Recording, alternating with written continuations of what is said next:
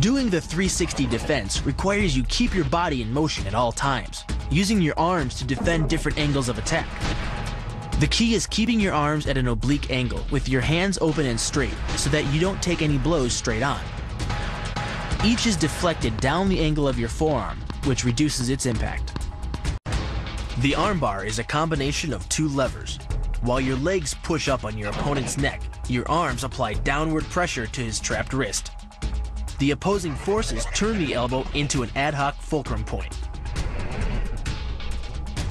The armbar can result in a complete destruction of the elbow's articulating structures. The key to this move is kick speed and kick placement. Powered by the rotation of the hips and the strongest muscles in the body, the quadriceps, at the point of contact, the kick is traveling 25 miles per hour and can impart 550 pounds of force.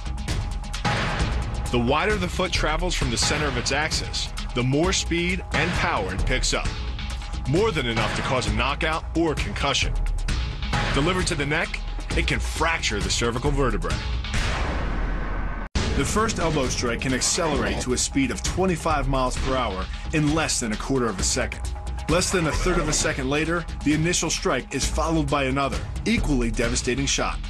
By employing the bony tip of the elbow, these strikes deliver a double dose of injury-producing energy and can result in a broken nose, facial fractures, or a wicked cut. You use the strength of your legs to maintain your dominant position while you secure the choke. Just a few pounds of pressure on the collar of his gi is enough to reduce the blood flow to the brain to a trickle and end the match. Hold this move for 10 seconds and the fighter will black out. Hold it just a bit longer and he's dead. The rotation of the torso is the basis for the strike's power. Because the torso has an effective mass far greater than the arms, its rotation can impart up to 400% more force to your target. And the last-minute rotation of the wrist can magnify that force even more. The power of this move comes from the spin.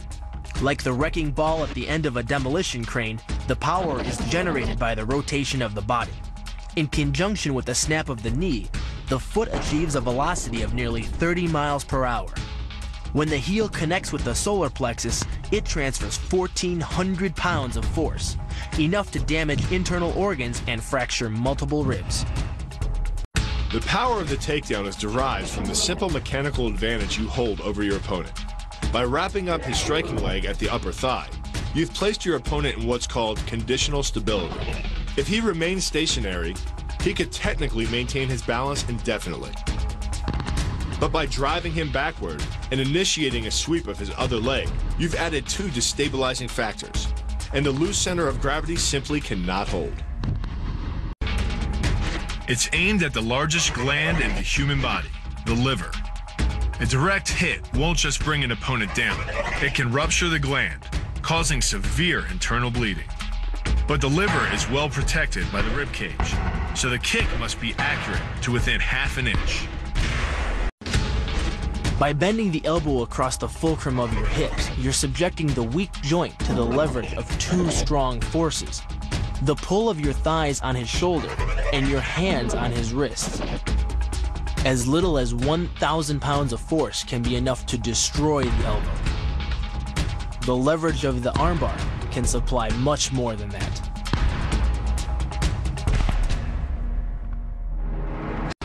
The kick's power comes from the torque generated by the rotation of the hips. It's the same principle that cracks a whip. Turning the hips just a few degrees forces the foot to travel a much greater distance and creates a lot of speed as it does. The longer the leg and quicker the rotation, the faster the kick. And unlike karate, Muay Thai fighters are also taught to strike with the hard bone of the shin.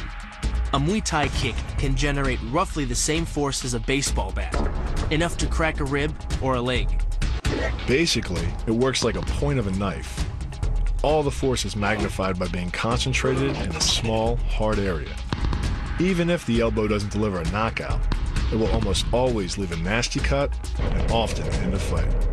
Getting in close neutralizes the opponent's weapon advantage. Then, in the clinch, we bring the power of the knee to bear. Unlike the kick, which relies on rotation to create power, the knee gets its power from leverage.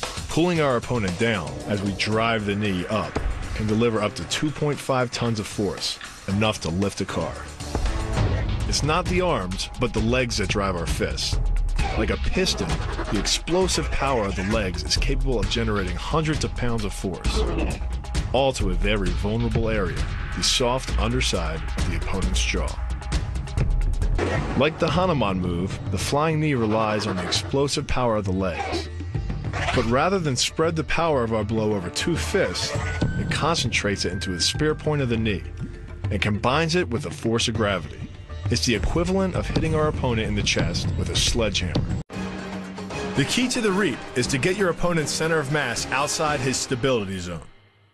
To do that, the Marine pushes his opponent at a location above the center of mass, while using his sweeping leg to create a tripping point, which is below his opponent's center of mass. Once the loss of stability has occurred, gravity does the work and the damage. On the ground and on his back, your opponent is now vulnerable to any number of finishing strikes. This kick is all about speed. The further the foot travels, the greater its acceleration, and the more dangerous a weapon it becomes. Powered by the muscles of the hip flexor and the quadriceps, by the time your foot reaches your opponent's throat, it's traveling nearly 40 miles per hour. That type of speed yields over 1,000 pounds of force, enough to puncture the Adam's apple and crush your windpipe. But the key is rotating your fist 180 degrees right before it strikes the intended target. The twisting snap of the arm maximizes the speed of the punch and magnifies the force of the blow by concentrating the impact on the first two knuckles of your hand. Done correctly, it can deliver as much energy as a bowling ball dropped from the top of a house, more than enough to cause soft tissue damage or break a rib. But the real damage from the knee bar doesn't come from gravity. It comes from leverage. Once the knee is locked, your hips act like a fulcrum, and his leg acts like a lever, multiplying any force you apply. So even though the ligaments and tendons around the knee can sustain 1,700 newtons of force, the knee bar can load a lot more than that, enough to completely destroy the joint. By taking control of your opponent's leg, you turn his hip into a pivot point. And there are two forces being imparted about the pivot point, one by the arm above and one by the sweep below. These forces act as a couple, resulting in your opponent's rotation that slams him right to the deck. And given the speed of rotation and the force of gravity, that impact could cause permanent injury. Leaning back slightly and driving the knee up utilizes the full power of the thigh, and the foot accelerates up to 16 miles an hour in just 1/4 of a second. That's twice the acceleration speed of a Porsche. Coupled with the rotation of the hips, the kick can impart 450 pounds of force upon impact with the ribs. When executed perfectly, it's a motion similar to cracking a 2x4 with a sledgehammer. Balayage Pamali relies on something called a flexion moment imparted to the neck to do damage. An average man's neck can withstand about a 140 foot-pound flexion moment. Beyond that, soft tissue and even vertebrae can be crushed. By bringing your weight down fast, this move could easily deliver twice that amount of force. And it wouldn't just end a fight, it could leave your opponent paralyzed or dead. The tornado kick is a study in controlled chaos. A quick spin confuses your opponent. Then one knee is thrust into the air, launching your entire body high enough to fire a powerful kick. The momentum generated by your body weight rotating freely, combined with a powerful hip thrust, creates a devastating blow of over 700 pounds of force upon impact. More than enough to permanently damage the hyaline cartilage that protects the larynx and spinal cord. The move gets its power from the pressure exerted by your legs. The first leg imparts pressure to the carotid artery. The second leg, working in conjunction with your arms, optimizes that pressure, transforming you into a human vice grip. If your opponent doesn't tap out, he'll pass out. Much longer and permanent brain damage can ensue. The move is difficult but devastating. There's no opposing object to push against, so all the energy of the move must come from the momentum of the leap and the acceleration of the kick. The snapping motion of the lower leg functions much like a coiled spring.